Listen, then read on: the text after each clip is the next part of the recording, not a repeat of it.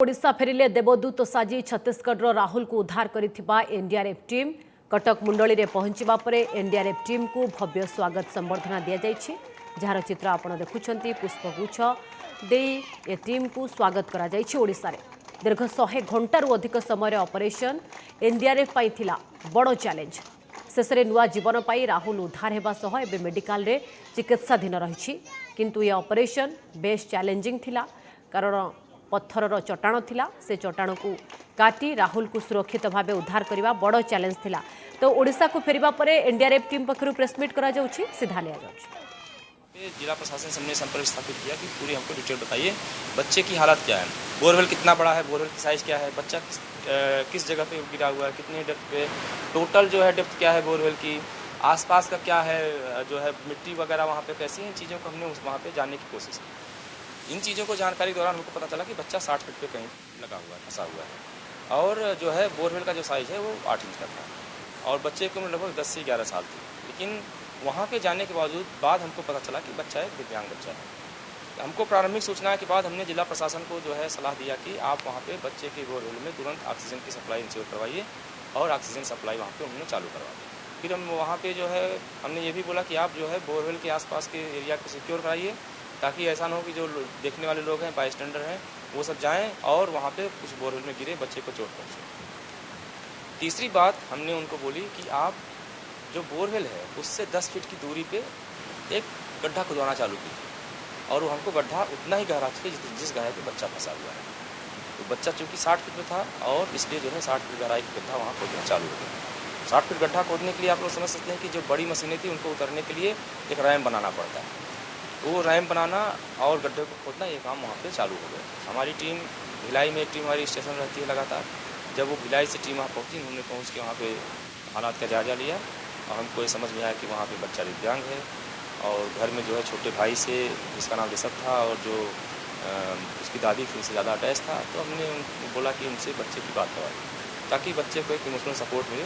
बच्चे को सबसे ज़रूरी होता है किसी भी ऑपरेशन में, जब इस तरीके का कोई क्रिटिकल ऑपरेशन होता है जिसमें किसी की जान फंसी हुई है, किसी क्लोज इन्वायरमेंट में, किसी भी कंडीशन में जहाँ पे उसकी जान को खतरा है, सबसे ज़रूरी होता है उसको ये होप देना, ये उम्मीद देना कि आप जिंदा बचे रहें, आपको हम जिंदा निकाल लेंगे।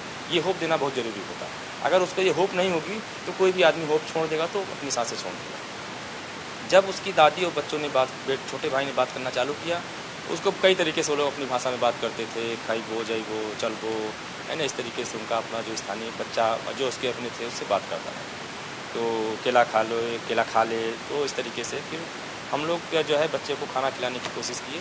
वहाँ पहुँचने के बाद तो पता चला कि बच्चा केला पसंद करता है। हमने जो है उसको केला दिए, बच्चे ने केला खाया भी। एक बार में 1-2 केला खाता था, फिर उसके बाद नहीं खाता था। फिर हमने बच्चे को फ्रूटी दिया, कुछ लिक्विड दिया जाए उसको। तो बच्चे को फ्रूटी दिया गया तो बच्चे ने फ्रूटी पिया। अच्छा लगा, हम लोगों को बहुत अच्छा लगा क्योंकि बच्चा जैसे कुछ खाता पीता था तो हम लोगों को रिलैक्स मिलता था। बच्चा सुरक्षित सही है, खा पी रहा है, सही है। फिर हमने जो है हमारी टीम ने डिसाइड किया कि हम लोग क्यों जो है इसको, बच्चा काफ़ी समय से नीचे है, मिनरल्स की कमी हुई होगी, ORS घोल दिया गया। हमने उसको बोतल में ORS घोल दिया तो उसने नहीं पिया। फिर हम लोगों ने उसको फ्रूटी का जो डिब्बा होता है उसमें से फ्रूटी निकाल के ORS घोल डाल के उसको पाइप वगैरह बाकायदा लगा के रस्सी में, जालीदार रस्सी में लटकाया ऐसे कि उसको फ्रूटी खूब अच्छे से दिखे। अगर नहीं दिखेगी तो नहीं लेता। तो उसको हमने नीचे दिया तो उसने जो है ORS घोल को पिया, हमें बहुत अच्छा लगा। वो टेक्निक हमने छोड़ दिया। हमने कहा अब इसको हम नहीं अप्लाई करेंगे, बच्चे की जान खतरा हो सकता है। और इन चीज़ों को कैलकुलेट करने के बाद जो पहले डिगिंग चल रही थी वो कंटिन्यू हमने बोला जो मशीनें थी वो 250 कैपेसिटी की जो है JCB थी, पोकलेन थी। हमने बोला नहीं, इससे नहीं, इससे बड़ी मशीन मंगवाई जाए। जो फिर तत्काल जिला प्रशासन ने मशीनों को उपलब्ध कराया। जिला प्रशासन का वहाँ पे सहयोग बहुत था। उन्होंने हम जो चीज़ों की उनसे हम बताते थे रिक्वायरमेंट, वो तत्काल वहाँ पे उसको उपलब्ध कराने की कोशिश करते थे। वहाँ पे जो है फिर एक 360 JCB आती है, पोकलेन आती है, उसको मंगाया गया, खुदाई में स्पीड लाई गई और वहाँ पे हम जब लगभग 58 फीट पहुँचे थे तो नीचे एक बहुत बड़ी चट्टान थी, पूरी तरीके से पैक किए हुए थी। बोरवेल के पास जैसे उसने कसम खा के बैठी थी कि हमको टनल तक बोरवेल के पास जाने ही न दें। तो हमने जो राग ब्रेकर होते हैं JCB में उसको ट्विस्ट सेट करवाया, फिर उसको राग ब्रेकर उतारा तोड़ने के लिए। तो राग ब्रेकर तोड़ते तोड़ते उसकी जो चिसिल होती है ना भारी से, आप लोगों ने देखा, वो टूट गई, पत्थर नहीं टूट रहे थे। फिर मुश्किल आई, हमने दूसरा राग ब्रेकर भेजा क्योंकि बगैर उस पत्थर तोड़े हमको पता था सफलता नहीं मिलने वाली। और राग ब्रेकर चट्टान काफ़ी भारी, मुझे लगता है कि 25 फीट के आसपास इसकी टोटल जो है रहा होगा। दोबारा भी जब नहीं टूटी तो हमने बोला ठीक है अब इसमें टाइम वेस्ट करना नहीं है। हम बच्चा जो है जो 60 फीट पे है, 62 फीट के आसपास हमको मिल रहा था, तो हमने बोला हम 58 फीट से अप्रोच लेंगे। तो हमने जब अप्रोच लेना चालू किया तो हमको स्पेस बनाने में हमने जो हमको 57 ही मिला। मतलब कुछ वहाँ पे ऐसा नहीं कि जगह बनाने में मशीनों को डिप्लॉय करने के लिए हमको कुछ जगह चाहिए होती है। तो हमने 57 से ही अप्रोच लिया और फिर वहाँ पे हमने बच्चे के पास हमने डिसाइड किया कि बच्चा 60 पे है तो हम टनल को धीरे धीरे डाउन करते चले जाएँ ताकि बच्चे के पास नहीं जाए भाग। फिर हमने यह अप्लाई किया। फिर हमने थोड़ा सा लगभग 2 फीट हमने वहाँ पे मिट्टी थी, 2 फीट मिट्टी निकाली। उसके बाद वहाँ सामने एक मोटी सी चट्टान खड़ी हुई और उसके बाद फिर वहाँ पे चट्टानों को देख के पता चला कि ये डोलोमाइट रॉक्स थी। डोलोमाइट रॉक्स काफ़ी कठोर होती है, काफ़ी बड़ी चट्टान होती है और उससे भी एक उसकी जो पिकुलर स्पेशलिटी होती है, जब वो सूखी रहती है, ड्राई रहती है तो थोड़ी वीक होती है। अगर उसको पानी मिलता है, पानी से अगर उसमें जैसे सीमेंट को आप पानी दे देते हैं मजबूत हो जाती है, उसी तरीके से उसकी टेंडेंसी है। पानी अगर उसको मिलता है बहुत कड़ी हो जाती है।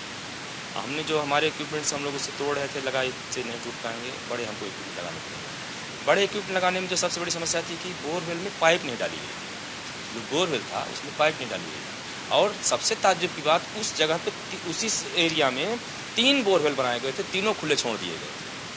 जिसमें से एक में बच्चा गया, उसके 10 फीट बगल में दूसरा बोरवेल था, लगभग 20 फीट आगे तीसरा बोरवेल था, जो खुदाई के दौरान पूरी तरीके से उखड़ के समाप्त हो गया और उसमें पाइप भी नहीं डाली थी। तो जब अगर हम बड़ी मशीनें लगाते तो बड़ी मशीन में वाइब्रेशन होता है, एक तो वाइब्रेशन होता है।